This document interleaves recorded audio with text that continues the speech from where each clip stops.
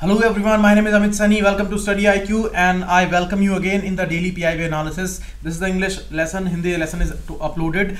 So any one of the lesson which you are comfortable with, you can watch. And one important thing I wanted to say that I went through the comments and all, and I would request that let's give me some time. It's not even 1 week to get settled, and this information, if you are going to check it, if you are going to compare it with the UPSC questioning, the pattern which is being followed, then you will come to understand that these informations are really important. These are connected and they are making the context and they are taking you towards the mind of the question maker. So that's the thing. Now we are going to discuss with the MCQs that I provided you yesterday regarding Pradhan Mantri Matru Vandana Yojana, which was Matritva Sahyog Yojana first. Okay, so they changed the name and the age condition was 19 plus of age, not 18 plus. Okay, so this is the wrong option. Now money is given just after the birth. No, money is given in two installments. First installment is after the second trimester, and after the birth the rest of the amount is given. So that is 5,000 rupees amount. And if they ask you about the average amount or average money that is given to a pregnant and lactating woman, for collectively, if we see these schemes like Janani Suraksha Yojana and this Matritva Vandana Yojana, then average amount is 6,000 rupees. But for especially for the Vandana Yojana, it is 5,000 rupees. So the answer would be D, none. MCQ 2, the India-Myanmar-Thailand trilateral highway. It's a highway construction under the India's Look East policy. This is perfectly right. And they may say it's Act East policy. That would be again right. Next, it will connect Mysore. Perfectly right. Mysore and Moreh are connected. But Mysore is in Thailand and Moreh is in India. And recently the integrated check post was also inaugurated by our Prime Minister at Moreh. Okay, it is in Manipur state. So that's why this option is wrong and only one would be the correct answer here. Third one, NCERT is a statutory body and National Council of Teachers Education, NCTE. It's autonomous organization. This is wrong. They are just opposite. NCERT is the autonomous organization under Ministry of HRD, and NCT is a statutory body. The act came for that, and NCERT certainly created the national curriculum framework for this teaching patterns and the syllabus and the teachers. And one thing was Pindix, that is having the performance indicators for the elementary education to track the teachers' performance. You see teachers' performance, they are focusing a lot on it. They have upgraded the B.Ed course. They have make it as a integrated 4 years course now, and they are saying that all the teachers who are teaching the main population of the kids of the India, the future of the India, they should be trained, they should be knowledgeable. Okay, and this is a big problem. Not even students, even the teachers who are teaching in the public schools and the small schools, they are not trained. So their training, the teachers training, is being focused a lot. So NCTE is very important body for that. So answer D would be none here. Next important news, Vice President gave this emotional he did this appeal for the doctors of India. Bonding and personal touch was missing in today's treatment due to work pressure. You see, the profession of healthcare, the hospitals, doctors, they all have become money minded, and it's a great opportunity for them because people don't have alternative for the health issues. They will go to the doctor because everyone is scared, everyone is afraid if something happens to them. So in this noble profession, dedication, sacrifice was needed, but that is there with some doctors, but most of them, they are totally money minded, and huge amounts of money they are earning out of it. So that's the thing. And Vice President said that go to villages, go to small towns. Nobody is ready to go into backward states, backward areas. That's the thing. Only 6 states and the union territories are also included in that 6 number, where the WHO average of 1:1,000, 1 doctor on 1,000 people is only achieved. It is more than that. Tamil Nadu is having 4 doctors with 1,000 population. So that is the only data. Apart from that, we are lacking a lot, and there are less than 1 doctors with 1,000 population. Somewhere conditions are like that. There are less than 1 doctor for 10,000 of population. So that thing should be improved, and there is need to provide affordable medical facilities to people living in rural areas. Doctor to be sensitive to patients, and physical activity is vital for maintaining good health. That is the message given by Vice President again here. And medical council and affiliated organizations should bring in high standard in medical education. A lot is going on with this. You see, it started with Vyapam scam, and a lot of things were discovered which were going as a problem, hindrance in this particular profession, education and the service, and the issue of doctors, because healthcare system is a state's issue, and management of the population, management of the healthcare, the national health mission and all these are the center's responsibility. So that's the very complex thing to manage, and this emotional appeal can only work if they take it seriously. That's the thing. And you see in the picture, Delhi, Karnataka, Kerala, Tamil Nadu, Punjab, Goa, they are having more doctors than the WHO average. Most doctors from these states are unwilling to move to states like Bihar or UP that suffer from acute shortage. Okay, only Tamil Nadu is having 4 doctors. And one more important thing, concern over the growing incidence of the non-communicable disease. India is not over with the communicable disease, diseases like tuberculosis and vector-borne disease, HIV and all.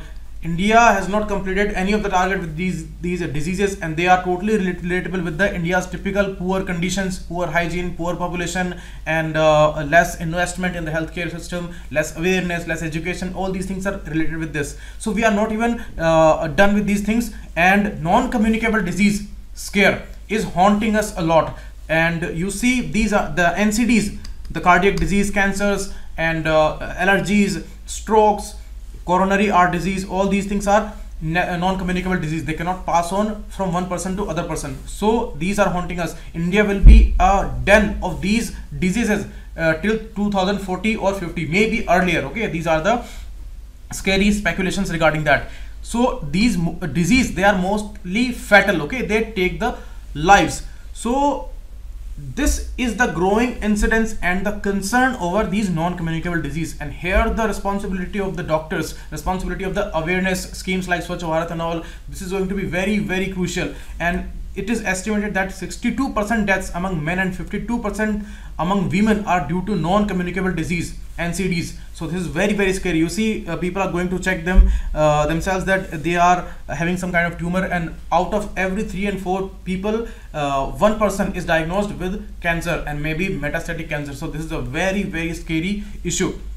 Next, the flagship initiative of Ayushman Bharat, that can be a game changer because it is going to cover 50 crore people, 10 crore families, and in this, the health protection scheme is there. Insurance 5 lakh rupees would be given on an average if they are getting any treatment in private hospitals or the government hospitals. A lot of conditions are there for sure, but in general, the 5 lakh rupee support would be there, and it is very huge amount for the poor population of India.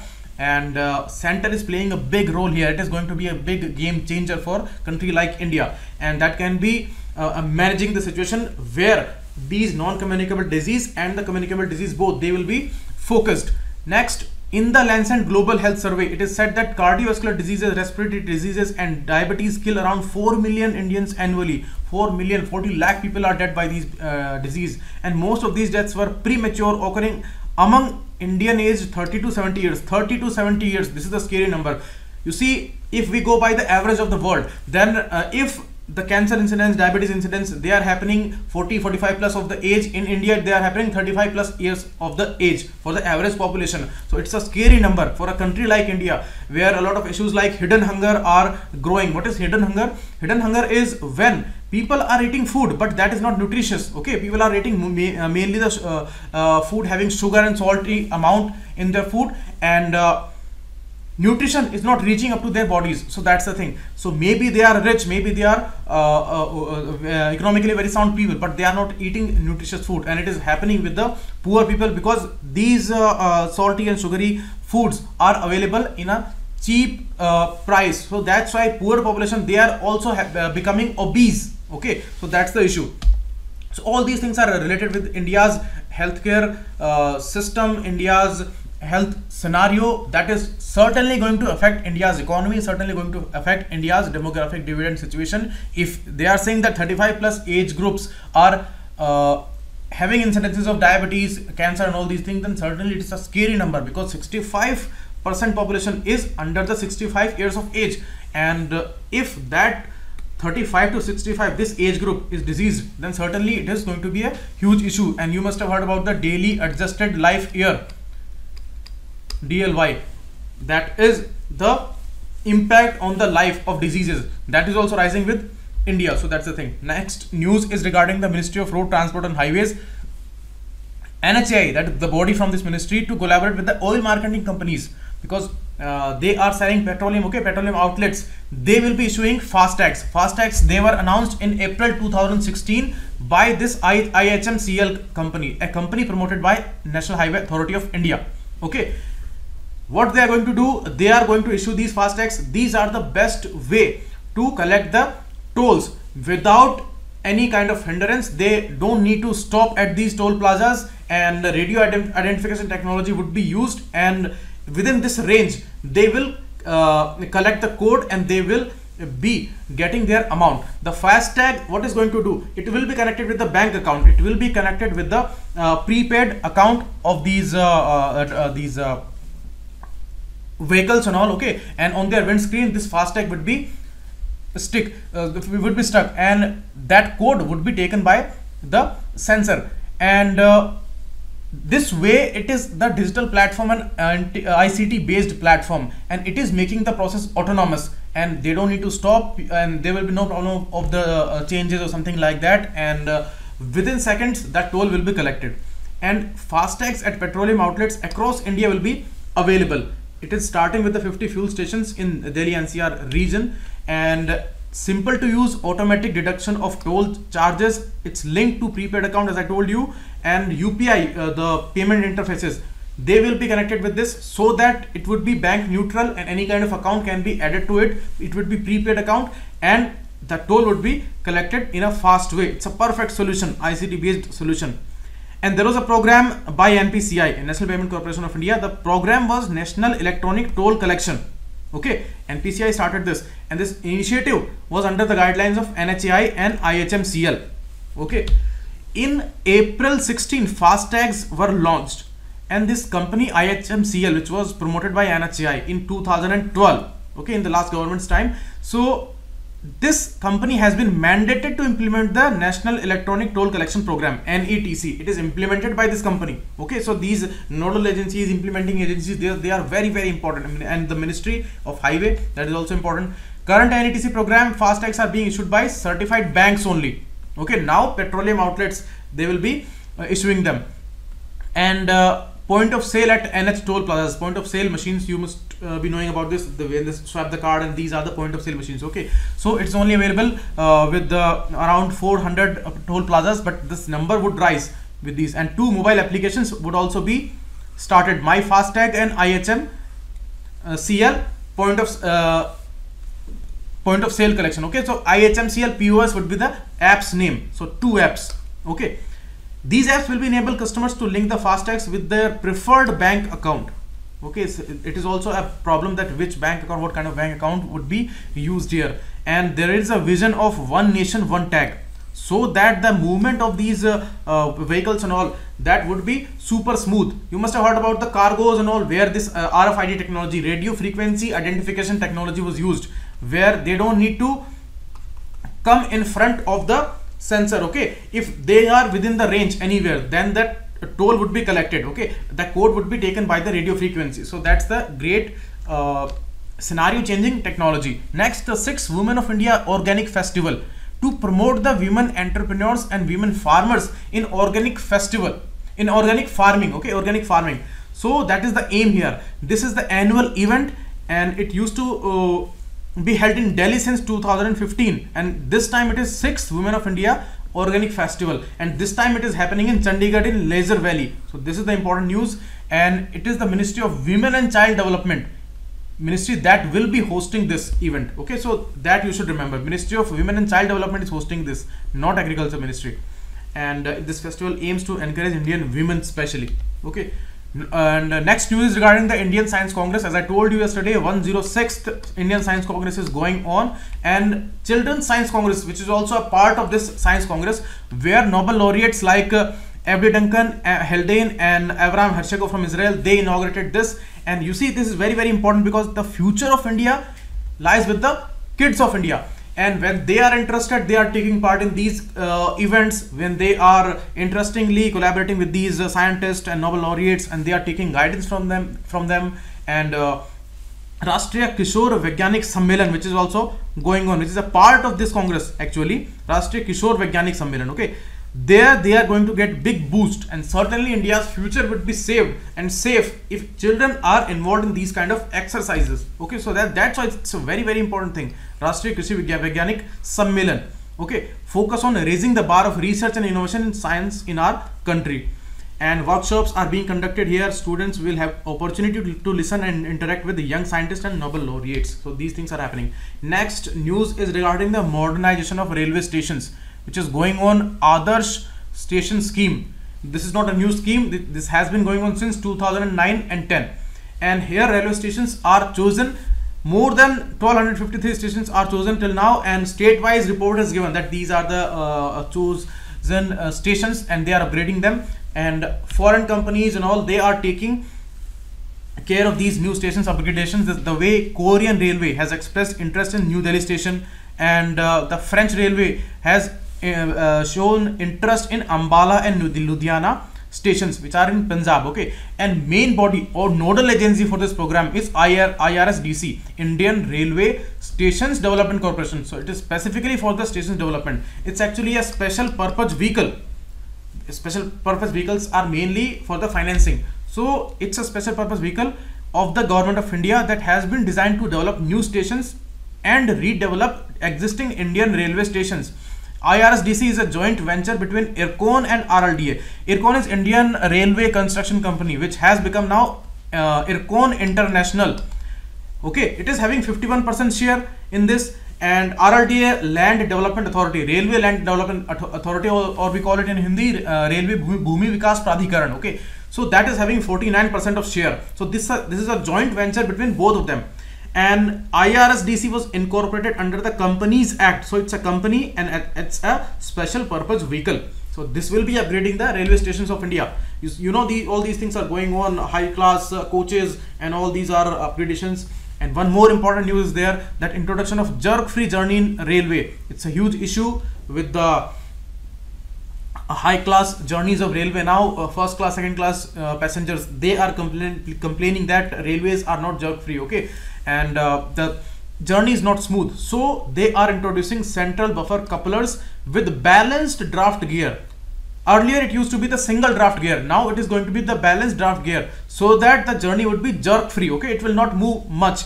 And it is prepared by the RDSO, Research Designs and Standard Organization, Lucknow. It is in Lucknow. Okay, after receiving feedbacks from passengers about the discomfort they face due to jerks in Linke Hoffman Bush coaches. Which are these coaches? These are the advanced coaches.